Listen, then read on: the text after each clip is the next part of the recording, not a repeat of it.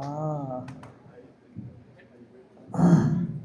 आपने बहुत सुंदर चित्रण रख दिया है, खोल के रख दिया है।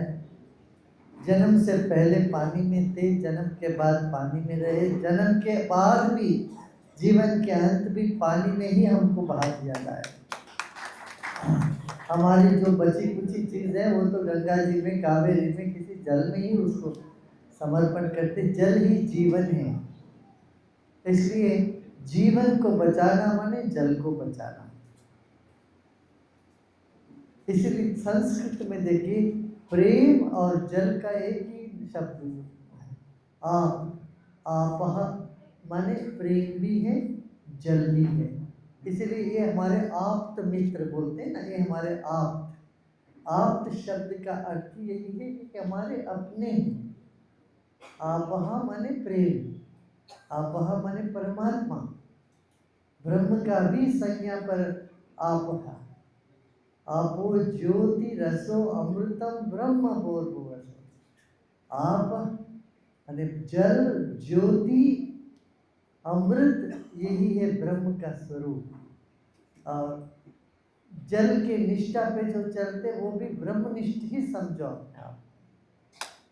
अपने आप को ब्रह्मनिष्ठ समझे।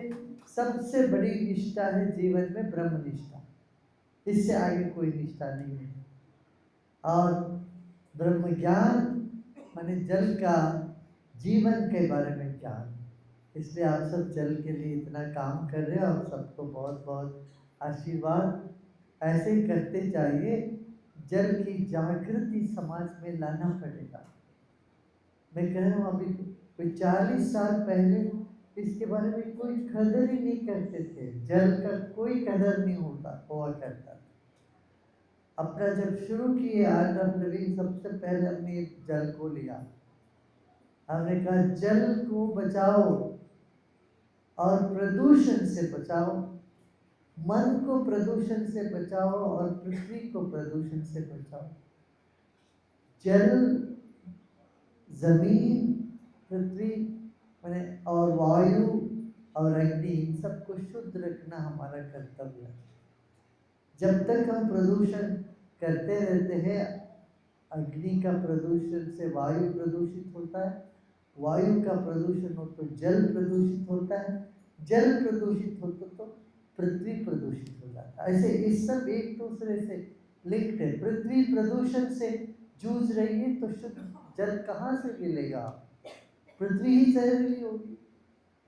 इसलिए सिर्फ जल लेके नहीं चल सकते हम, पृथ्वी को भी हम रसायन मुक्त खेती और रसायन मुक्त मिट्टी को हमें देखना पड़ेगा। जहरीली जमीन में खेती करते हैं और जल की संरक्षा की बात करते, चलेगी नहीं। जल के साथ साथ भूमि की भी संरक्षण होना चाहिए। भूमि में ही तो है जल। ऐसे ही वायु प्रदूषण, आप देखते हैं कितना वायु का प्रदूषण है। दिल्ली में सांस लेना मुश्किल हो जाता है, घुटन होने लगती है। हर घर में एयर प्यूरिफायर, हम कभी सुना ही नहीं था कोई एयर प्यूरिफायर भी होता है। अब हर घर में एयर प्यूरिफायर है तो आंख जलने लग जाती है। इस तरह की हालत हमने कर रखा है दुनिया में। इसलिए हम सबको मिलके जनता को इसके बारे में अवगत कराना चाहिए। इसमें व्यक्तिगत स्वास्थ्य की भी बहुत ध्यान देनी पड़ेगी। जो व्यक्ति डिप्रेस हो जाता है वो अपना कमरा ठीक नहीं करता, वो जल का क्या कदर करेगा? अपनों को सम्मान नहीं देता। घर में माँ बाप, भाई बहन, किसी का कोई परवाह नहीं। डिप्रेस हो जाता है तो अपनी दुनिया में रहता है। आज 1/3 दुनिया डिप्रेशन से जूझ रही है। ऐसी बीमारी तो हमने पहले सुना ही नहीं था। स्किज़ोफ्रेनिक, आप लोगों ने सुना है क्या? बाइपोलर, स्किज़ोफ्रेनिक, ये सब नाम सुना ही नहीं हम लोग। अभी अभी ये सब सुनने में आ रहा है। इसलिए योग, आप सब लोग योग करिए, ध्यान करिए, सुदर्शन क्रिया करो, योग करो, ध्यान करो, ताकि आपकी चेतना में वो एक जोश आए। जोश होता है तो आप सब कुछ कर सकते हैं।